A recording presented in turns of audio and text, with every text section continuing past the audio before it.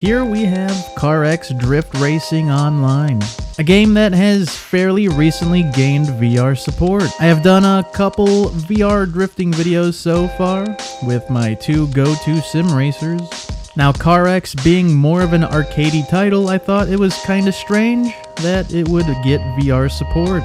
While I tend to mostly gravitate towards sim racers, I still do enjoy the occasional CarX from time to time. I like jumping on CarX now and then because CarX has some really cool car customization. And on top of that, it has a lot more obscure cars that you wouldn't normally find in other games. And you may ask yourself, well, how do they do this?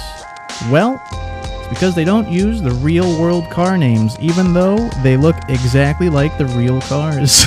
Identical. Identical. Licensing. And with the new VR support, I figured I may as well test it out. Right when I launched the game, I was given launch options, which gave me the false impressions that the VR would work right on startup. This right here was my first mistake. I had even thought that maybe I had to be in the car to get the view to work. That was my second mistake. I then went to the VR mode toggle switch and turned it to VR mode. This may look like the correct sequence because initially I thought this was good to go, but instead would be the third and final mistake that would lead to a real conundrum of problems. First things first, once I was able to play through the VR headset, I noticed the menu would do this weird melted globule thing when going through the options. You wouldn't believe the trouble I went through trying to get this footage, as it almost felt like I needed 3 hands. Because this effect was only happening through the headset and not on the monitor itself. So I figured, okay, so they need to work on the menus. This was not the real issue I ran into, however. It was at this exact moment here where something seemed a bit off. In that moment, I had suspicions that my force feedback was giving out. However, it had also been a long time since I had played CarX, and here's the problem I have when it comes to CarX. Going between Live for Speed and Assetto is no problem. The handling feels identical, and the games are easily interchangeable. I can swap between the two games seamlessly. Going from any of those two to beamng takes a bit of adjusting, but it's not too bad. Going from any of those three to CarX, and now we're starting to feel like we forgot how to drive. So I figured I would just do some practice without the headset on for now, in which I did in fact find I was having trouble drifting. But not to the exact extent I was before. Regardless, I felt running some laps on the old Red Rock, you know, the one that basically owns the multiplayer servers. Especially considering the game hasn't gotten any new tracks in ages. When I got a feel for CarX again, I felt it was time to try with the headset again. And to my surprise, shit was still fucked. It was now apparent that my force feedback when in VR was indeed going out for some reason. I took to the discussion post to see if anyone else had reported this issue. Unfortunately, there was no posts with the VR tags. So I started to just look through some posts before I came upon a question that I'd like to answer, even though it has nothing to do with the issue at hand. This person here asked the question, why do you guys like realistic racing games?